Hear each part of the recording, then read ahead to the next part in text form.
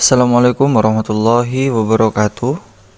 Hari ini kita masuk kepada materi bagian C tentang peraturan perundang-undangan dalam sistem hukum nasional. Coba adik-adik amati gambar berikut. Di sini ada gambar sekolah dan gambar negara. Sekolah dan negara sama-sama suatu bentuk kehidupan berkelompok yang sama-sama memiliki peraturan.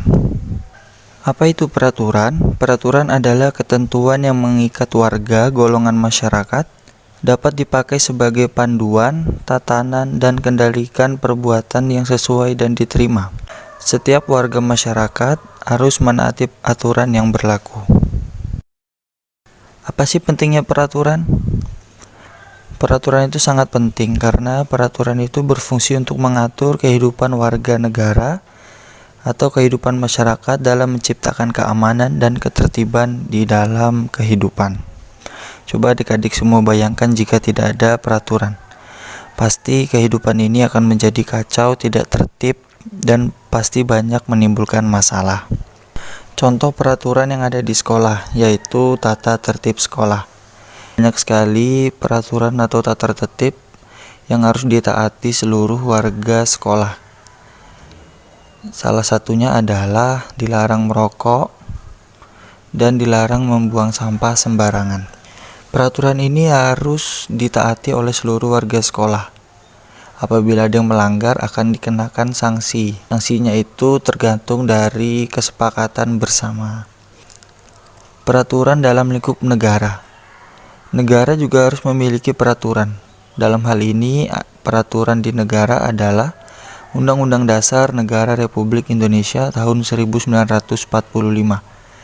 UUD 1945 adalah aturan tertinggi dalam kehidupan berbangsa dan bernegara.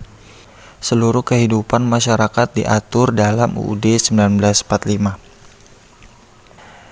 Kedudukan UUD 1945. Dalam hal ini adalah kedudukan UUD 1945 dalam sistem hukum nasional. Jika diamati dari gambar berikut, UUD 1945 memiliki kedudukan yang paling atas. UUD 1945 adalah konstitusi tertulis dan merupakan hukum tertinggi di Indonesia. Jadi, semua peraturan perundang-undangan yang dibuat tidak boleh bertentangan dengan UUD 1945. Apa saja peraturan perundang-undangan? Di bawah UUD 1945 ada TAP MPR, kemudian ada undang-undang, ada peraturan pemerintah, peraturan presiden, dan peraturan daerah. Semua peraturan perundang-undangan tadi harus berpedoman pada UUD 1945. Bagaimana sikap dan tugas kita terhadap UUD 1945? Sikap kita kepada UUD ialah taat dan patuh, dan tugas kita ialah melaksanakan dan mempertahankan UUD 1945. Apa sih manfaat apabila kita patuh kepada UUD 1945? Yang pertama adalah kehidupan akan menjadi tertib dan teratur. Kemudian masyarakat menjadi sejahtera. Yang ketiga terwujudnya tujuan bersama. Yang keempat terwujudnya keadilan. Dan yang kelima timbulnya keharmonisan antara masyarakat maupun pemerintah. Di sini ada dua gambar.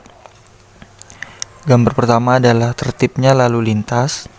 Dan yang kedua adalah keharmonisan antara masyarakat, baik itu berbeda suku maupun berbeda agama. Jika tadi kita berbicara manfaat, pasti juga ada yang namanya dampak atau akibat. Akibat tidak patuh kepada UUD 1945. Yang pertama, kehidupan menjadi tidak teratur. Kedua, menimbulkan perpecahan. Kemudian pemerintahan tidak berjalan dengan baik. Dan yang terakhir, apabila tidak patuh akan dikenakan sanksi atau hukuman. Ada dua gambar di samping yang mencontohkan apabila kita tidak patuh kepada UUD 1945. Gambar tersebut terlihat kemacetan atau kehidupan menjadi tidak teratur. Dan yang kedua, di situ ada gambar ricuhnya demonstrasi. Jadi sudah sepatutnya sebagai warga negara yang baik kita harus mematuhi segala aturan yang terdapat di dalam UUD 1945.